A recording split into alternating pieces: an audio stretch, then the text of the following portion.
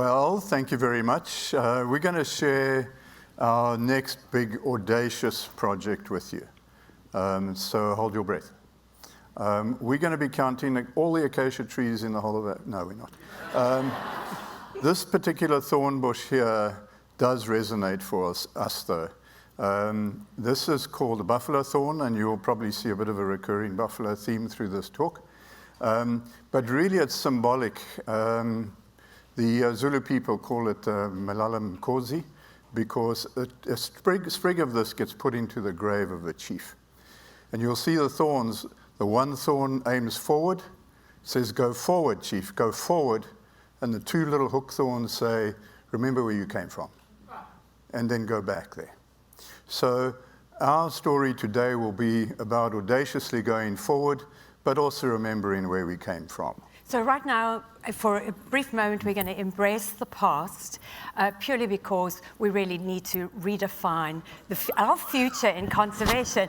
Well, those horse whistles there, we still look the same, don't we? You're not meant to laugh.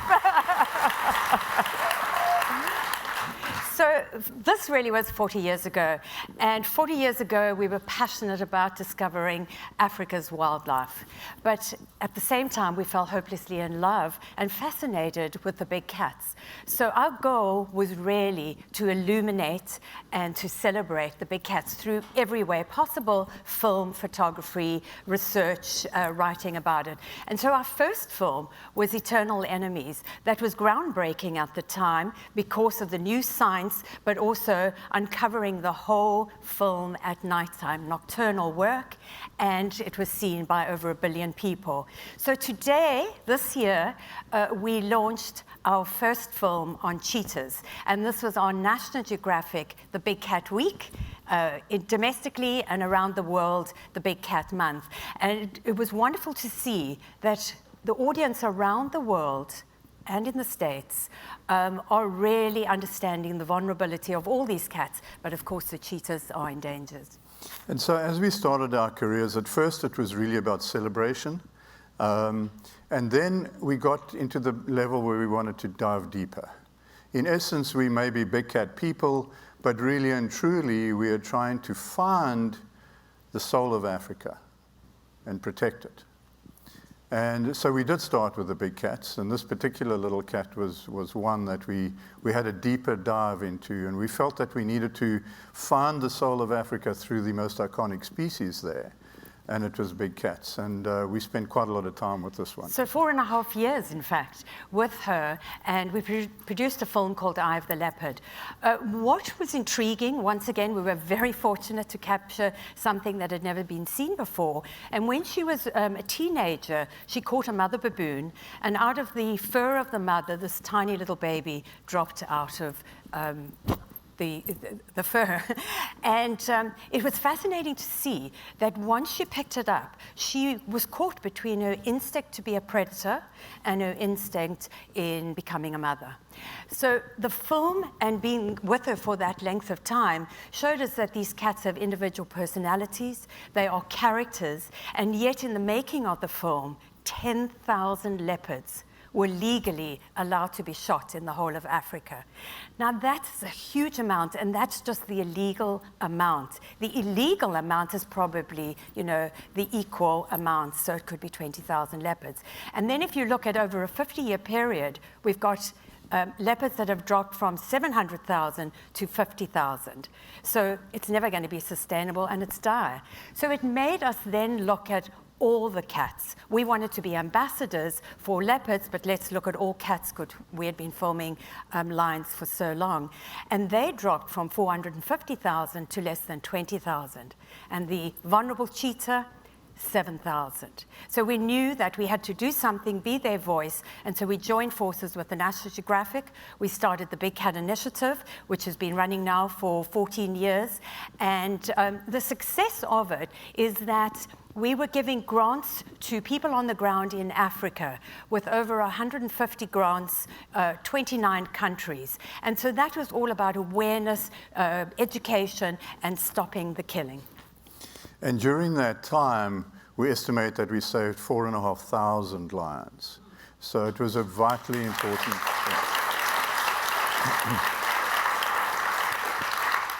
But even that is not the big audacious story we came here to tell you.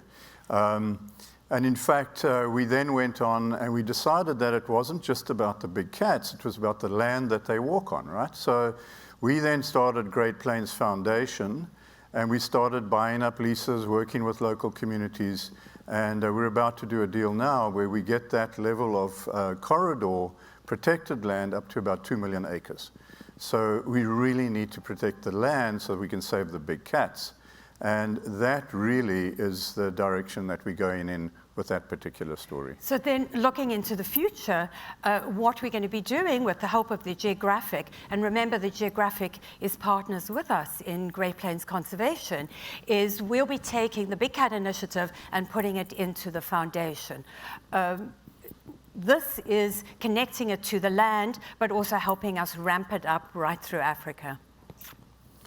And so in that journey that we've been having, Big Cats, land, the quest for the soul of Africa, we found some great collaborators, elephants.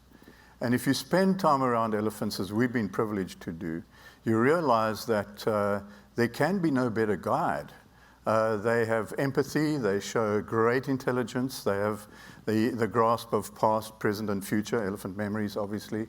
They're gracious, they have respect, and in fact, I'm writing a book at the moment, a business book about how to run your business like an elephant herd. Because they're these great guides for us. And so we spend a lot of time around them, and they do guide us in all of the decisions we make today. But when you realize that it's really an extended family, and so many things that we've discovered inside of that family have led us into some of their sadnesses as well. And if you realize that they also have these unbelievable mourning rituals that we discovered in one of our films, it's very moving.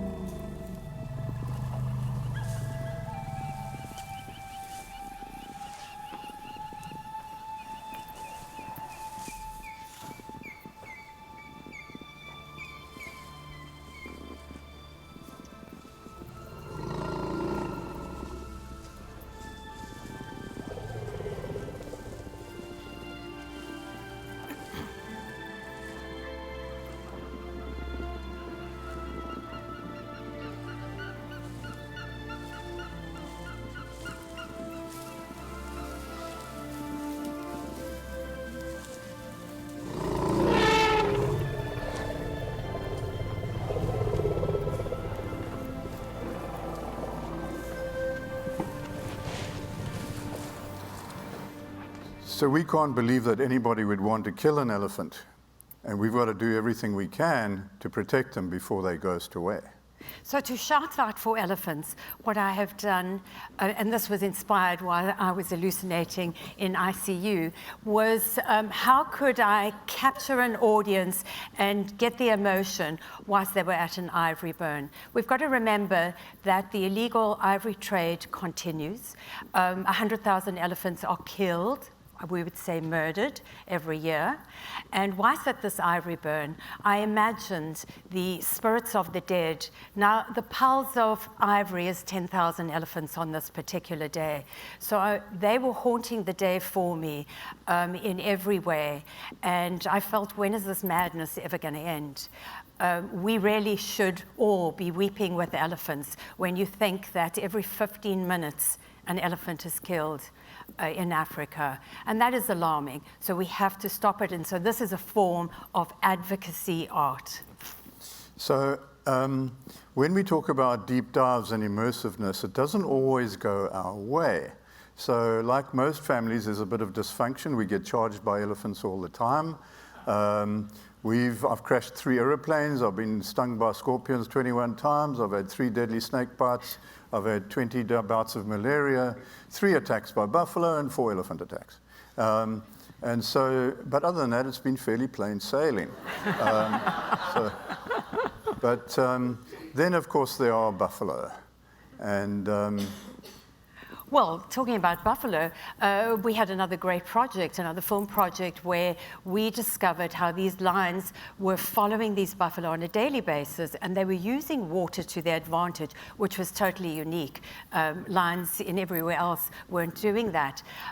But the buffalo learned to retaliate. I think all of us would through the survival for the buffalo. But we, in 2017, we were confronted by a wounded buffalo, and we really had less than 3 seconds to react, and it was a dance. Almost with immediately, our lives changed. Days later, in exactly the same way. We were walking in camp in the evening. We didn't see the bull coming either. It slammed into Dereck, sending him flying. Broken bones, cracked his hip. Seconds later, the buffalo impaled Beverly and ran off with her. I managed to get up and run after them, kicked the buffalo, and got her off the horns. I blacked out on impact, but came to on the horns. Dereck took care of me in the field for 11 hours before we got medical help. Beverly died in my arms twice, and I managed to get her back both times. I was in and out of consciousness. This flame flickered, but was not ready to blow out just yet. It was a nightmare.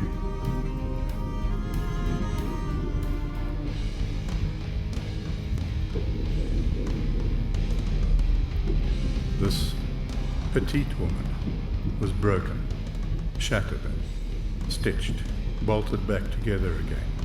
But the damage was unimaginable. 9 months later, 22 hours of surgery, 27 broken bones, and I was eager to get back to the Okavango, that river I dreamed of over and over each day in hospital, sometimes in a morphine haze, with Dereck's hand that just refused to let go.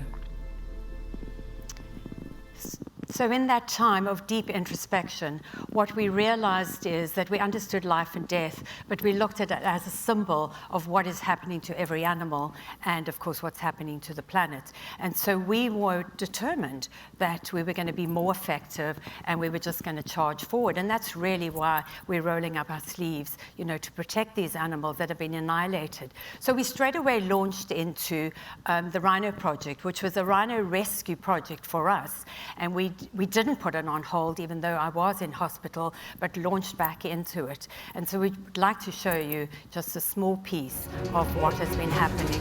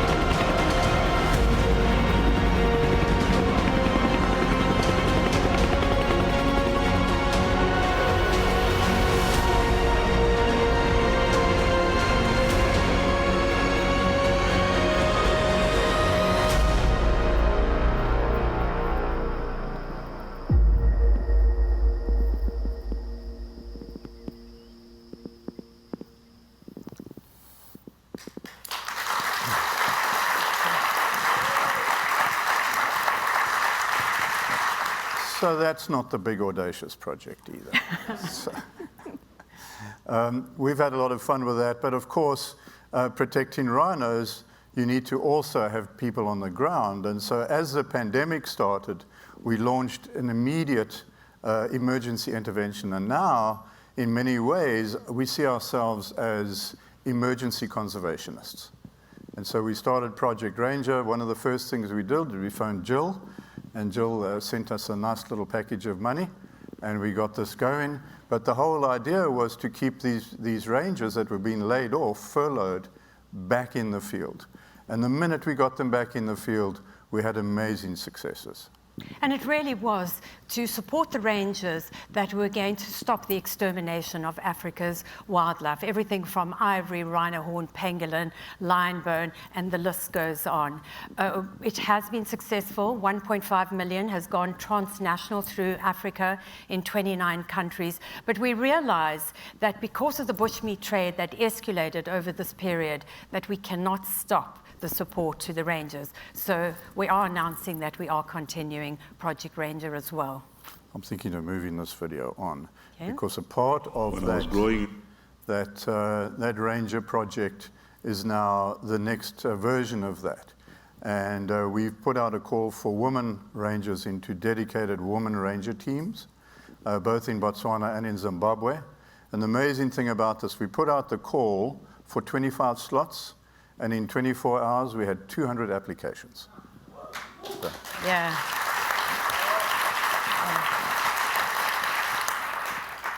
So we're recruiting now, and it's going to be fantastic. They are also going to become our conservation ambassadors back in the villages, talking about what hard frontline conservation is all about.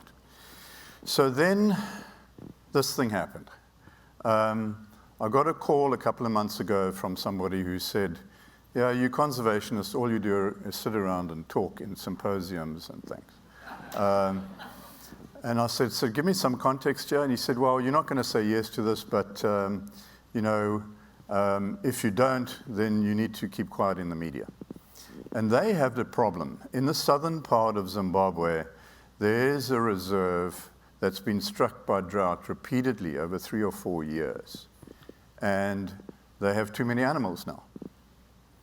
And so he wanted us to come up with a solution. And the solution is clearly either we're going to kill and cull the animals or move them.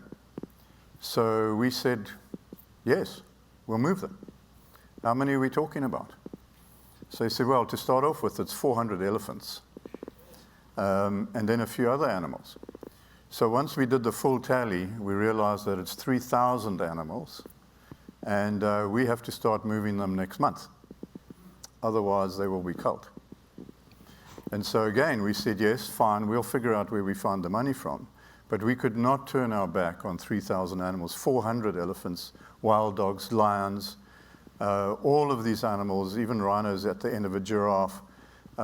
This is what we do best. We're emergency conservationists. And this is an audacious project. And it's the biggest move of wildlife ever undertaken in Africa.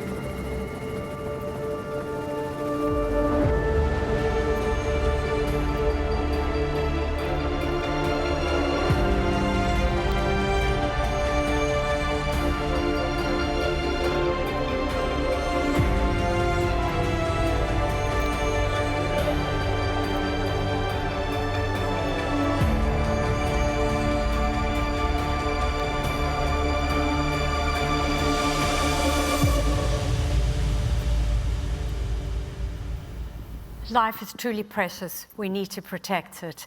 And after seeing that, open arms, we say, come and join us. We need collaboration to make it work.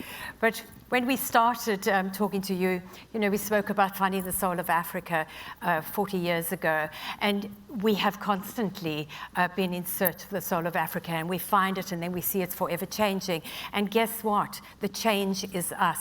Man is constantly altering it. So what we do understand is that discovery, advocacy, and reaction to these conservation emergencies is ultimately important. And if we don't react to them, there won't be a nature for us to celebrate, in the future. Every